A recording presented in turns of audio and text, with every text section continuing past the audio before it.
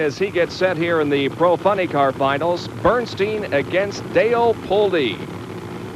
Pulde told us earlier that he is the least lucky against Bernstein, but Pulde is on a winning streak. He's won those 4 in a row. Nobody else has ever done that before.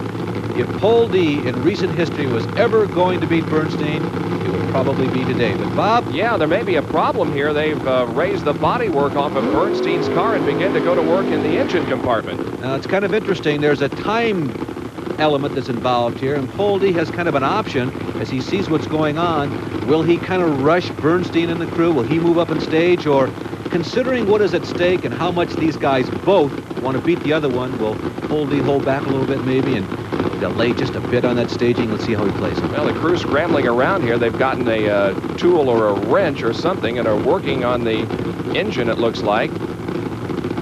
Time is getting away here. The seconds are ticking away as Pulde seems to be ready to go in that Miller Warrior.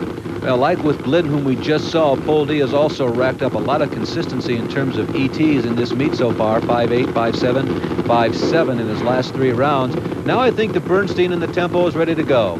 Tempo against Buick Somerset, a couple of heretofore unlikely brands to be in the finals. Should be a classic matchup. Remember, Dale Pulde has won the last 4 consecutive I.H.R.A. titles and is going for 5 in a row this afternoon. Can he make it 5 in a row, or will Kenny Bernstein end the streak? There's been a chink in the arm, and the race is off. The chink in the arm has been for Pulde. They've been having bearing problems all week. Looks like Bernstein, yeah, an easy win, really, for Kenny Bernstein. The string is broken for Pulde. Well, it looked like that Pulde finally shot a rod or something out through that motor. By the way, they've used that motor for about 80 runs. Bernstein was pretty obvious.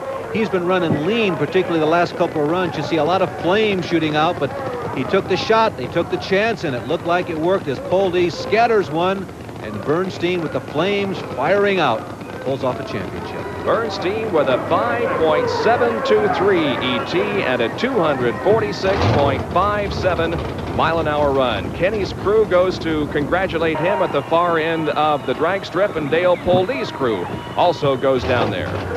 Marty Reed is at the end of the drag strip with this conversation with the winner here, Kenny Bernstein.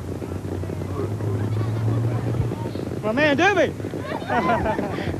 I got to tell you, this young man Doobie. Oh yeah. We haven't brought him into the show until now, but every time he has been with you at a racetrack, you've won. It started a year ago right here is where I met Doobie. He came up and said hello to us, and he's been with us off and on ever since. And boy, we're just tickled to death for him and everybody else. Hats off to Dale Armstrong and the crew.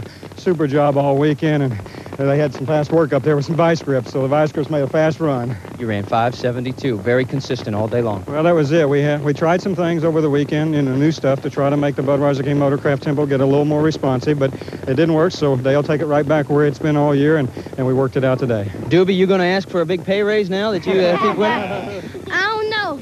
You don't know. I'll tell you what, I think he'll get it. He probably has a plane ticket now. One of the best in drag racing, Kenny Bernstein. Our congratulations to him and to Bob Glidden. They're our champions here at Edgewater. We'll be back with our closing comments.